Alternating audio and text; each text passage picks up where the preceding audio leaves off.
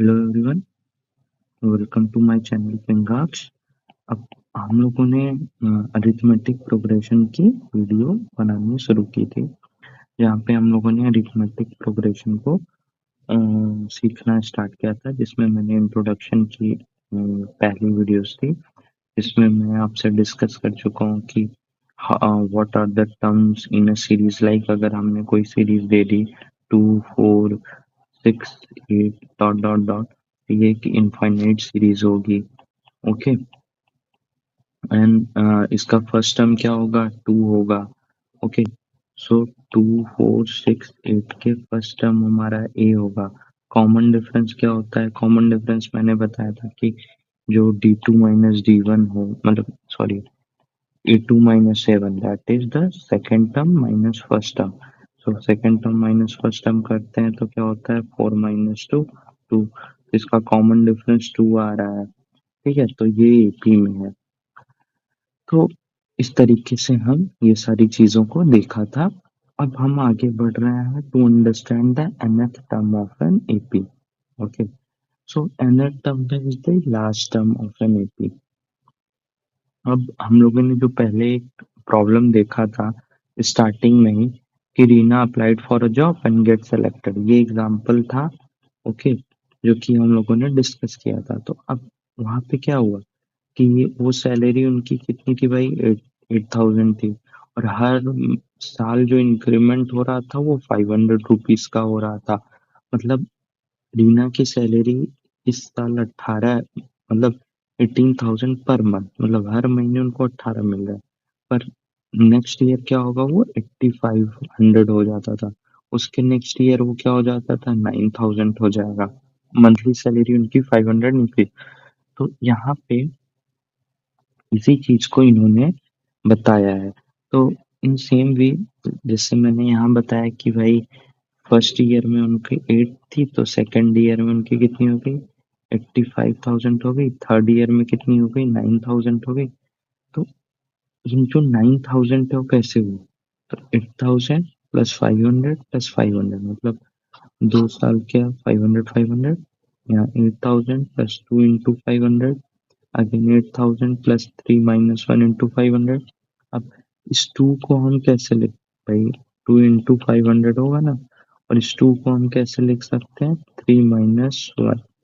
ये हम दिखाना चाहते हैं, we are going to derive the equation for the nth term of an AP, and that is the formula to directly utilize that formula to directly find the nth term of an AP. Okay, so we are not directly jumping on to give you the formula. We are just showing you how to derive that relation. So first understand using the numerical values, then after we will derive, and then you will really remember the formula.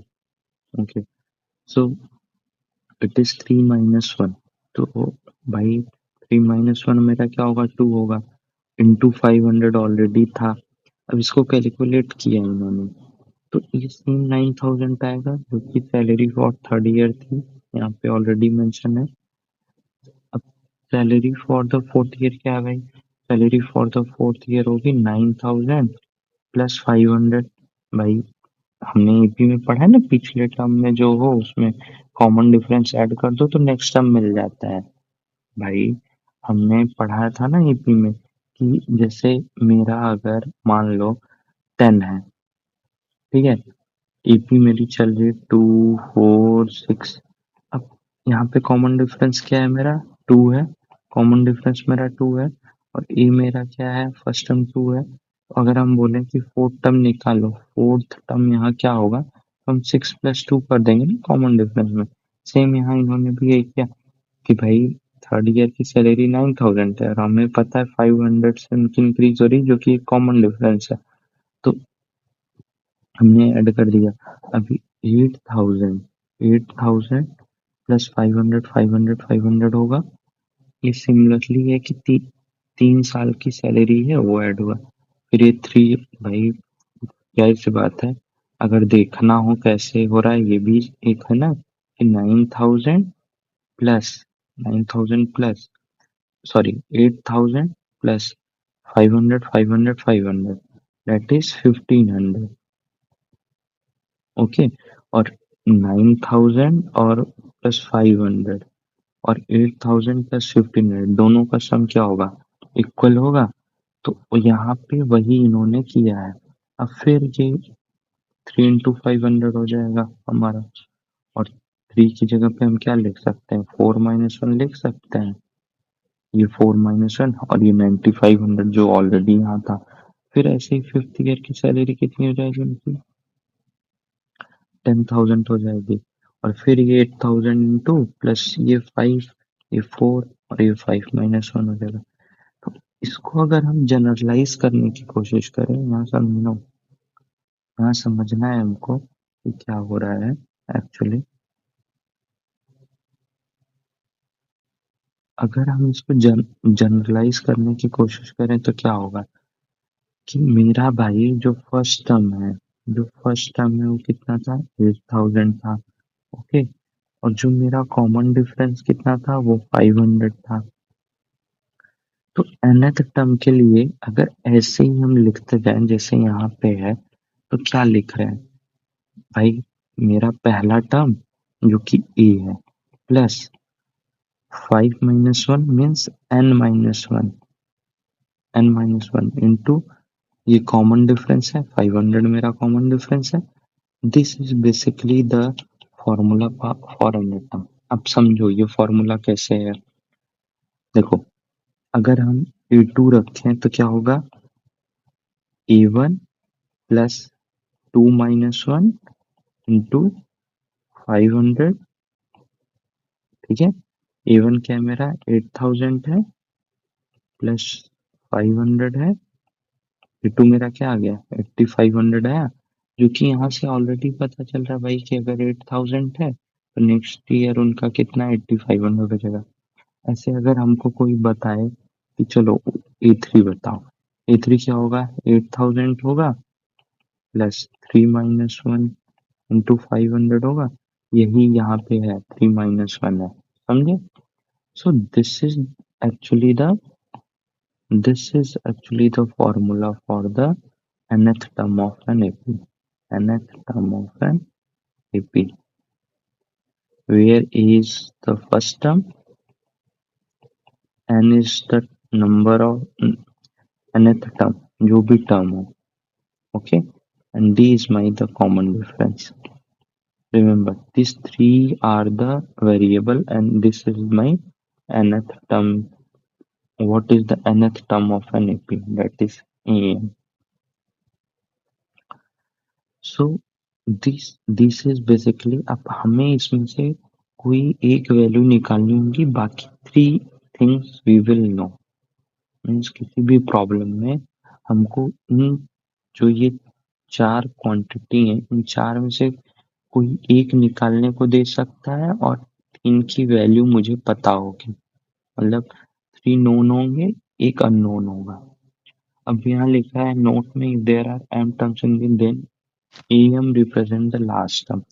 अब अगर कोई finite AP हो, कोई finite AP हो, हम बोले 2 4 6 dot dot dot dot, इसको हम बोल दें 80। तो ये जो है ये फाइनाइट एपी है, तो जो इसका nth टर्म होगा, AM टर्म होगा, वही लास्ट टर्म होगा। Okay. Now they are here. Let us see some problem based on the formula. Okay. So what is the question? Question is find the tenth term of an AP. Okay. हमको यहाँ पे ये AP है, ये example question है NCERT का। Example question है 3 NCERT का, आपके एनसीईआरटी बुक से ही मैंने लिया है इसको। Okay. So this is actually your AP. Here it is saying, so what is my first term? My first term is 2. Okay. Now common difference 7 minus 2, that is A2 minus A1. As already I have talked about how to find the common difference in my first video. So go and look that video. So it is 5. Now a3 minus a2, that is 12 minus 7, that is 5. Okay, so my common difference is d is equal to 5. Okay, now my formula is an is equal to a plus n minus 1 into d. This is my formula for n term. हमको बोल रहे कौन सा term है find करने को, 10, मतलब n is equal to मेरा क्या हो गया, 10 हो गया। ओके भाई, ए 0 लिखो, 10, 10, ए की वैल्यू 2 है मेरी, प्लस एन की वैल्यू 10 है, माइनस 1 इंटू डी, डी क्या है मेरा, 5 है भाई। तो ए 10 क्या हो जाएगा मेरा, 2 plus 9 into 5।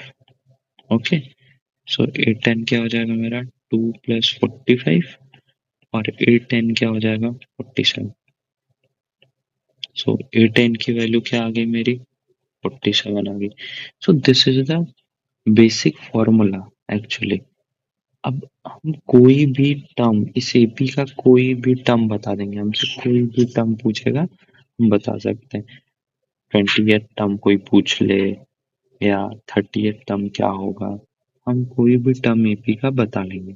Late us see one more problem. Which term of the AP is minus 81? Also is any term zero? Give a reason for your answer. इस प्रॉब्लम में इन्होंने क्या पूछा है कि ये मेरा एपी है 21, 18, 15 डॉट डॉट डॉट, ठीक है। तो इसमें पूछा है क्या कोई टर्म की वैल्यू -81 होगा, पहली चीज। दूसरी पूछे हैं कि अगर वो 80 मतलब 81 है, अगर कोई टर्म की वैल्यू 81 है तो वो कौन सा टर्म है, कौन सा टर्म है। और क्या कोई टर्म जीरो होगा, तो वो भी बताना है कि कौन सा टर्म जीरो होगा, ठीक है।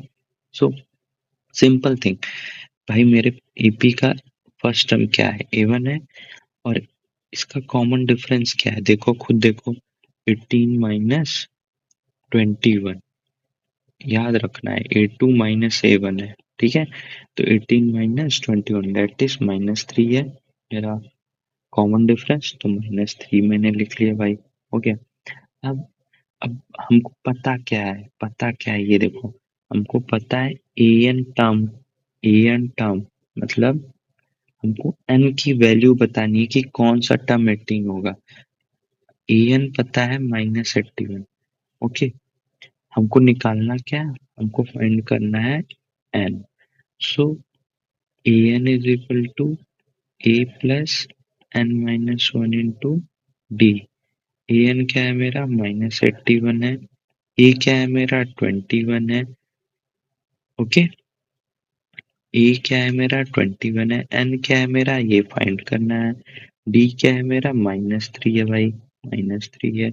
ओके, अब सिंपली क्या होगा, ये टर्म इधर आके माइनस होगा, तो -81 -21, ये -3n plus 3। Okay, -3n plus 3 is equal to क्या हो जाएगा यहाँ पे, 2, 102।